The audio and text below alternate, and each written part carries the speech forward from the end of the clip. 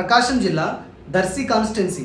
ఇక్కడ 2014లో టీడీపీ నుంచి సిద్ధ రాఘవరావు గారు వైసీపీ పార్టీ అభ్యర్థి అయిన బి శివప్రసాద్ రెడ్డి గారి మీద పోటీ చేసి 1374 స్వల్ప ఓట్ల మెజారిటీతో గెలవడం జరిగింది. ఫైనల్గా ఇక్కడ ఈ సీట్ని టీడీపీ కైవసం చేసుకోవడం జరిగింది. ఇక 2019లో కనుక మనం ఒకసారి ఇలానే చూసుకున్నట్లయితే ఈసారి వైఎస్ఆర్సీపీ అభ్యర్థిగా మద్దిశెట్టి వేణుగోపాల్ గారు, జనసేన పార్టీ అభ్యర్థి అయిన బి రమేష్ బాబు గారి మీద, ఈసారి టీడీపీ పార్టీ అభ్యర్థి అయిన కదిరి బాబురావు గారి మీద పోటీ చేసి ఫైనల్గా టీడీపీ మీద 39,057 ఓట్ల మెజారిటీతో ఈసారి ఈ సీట్ని వైఎస్ఆర్సీపీ గెలుచుకోవడం జరిగింది. ఇక 2024 ప్రస్తుత పరిస్థితి కనుక మనం చూసినట్లయితే ఈసారి కూటమి అభ్యర్థిగా టీడీపీ నుంచి గొట్టిపాటి లక్ష్మి గారు పోటీ చేయడం జరుగుతుంది.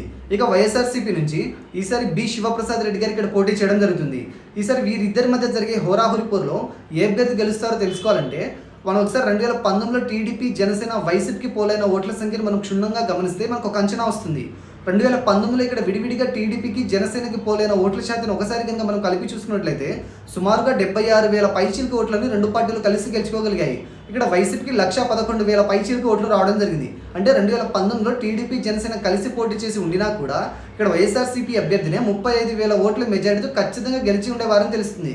ఇక ఇప్పటి విషయానికి వస్తే ఈసారి ఇక్కడ గెలిపేవడదనంటే దీనికి సమాధానంగా ఆ టైంలో ఈ రెండు పార్టీలకు విడివిడిగా పోలైన ఇదే ఓట్ల శాతం ఈసారి కూడా చెక్కు చెదరకుండా అదేవిధంగా ఇప్పుడు కూడా రిపీట్ అయితే ఖచ్చితంగా మంచి మెజారిటీతో ఈ సీట్ని వైఎస్ఆర్సీపీ అభ్యర్థిని గెలిచే అవకాశం ఎక్కువగా ఉంది.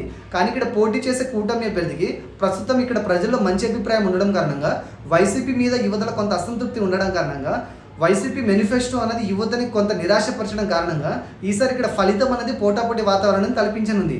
ఫైనల్గా ఇక్కడ అధిక శాతం మెజారిటీ ఇక్కడ ఏ పార్టీకి వచ్చే అవకాశం కనబడడం లేదు. కానీ ఫైనల్గా ఈ రిజల్ట్ని పక్కన పెట్టి ప్రస్తుతం అక్కడ అధిక శాతం ప్రజల మద్దతు ఏ అభ్యర్థి వైపు ఉందని పరిశీలించి చూడగా కూడా వైసీపీ పథకాల ప్రభావంతో ఈసారి అతి స్వల్ప మెజారిటీతో అయినా ఇక్కడ మళ్ళీ వైసీపీనే వచ్చే అవకాశం ఎక్కువగా కనబడుతుంది. అలాగే కొన్ని ముఖ్య సర్వేలను పరిగణలోకి తీసుకుని పరిశీలించి చూడగా కూడా వాళ్ళు కూడా ఈసారి వైసీపీకే కొంత ఎడ్జ్ ఉన్నట్టు చెప్పడం జరిగింది.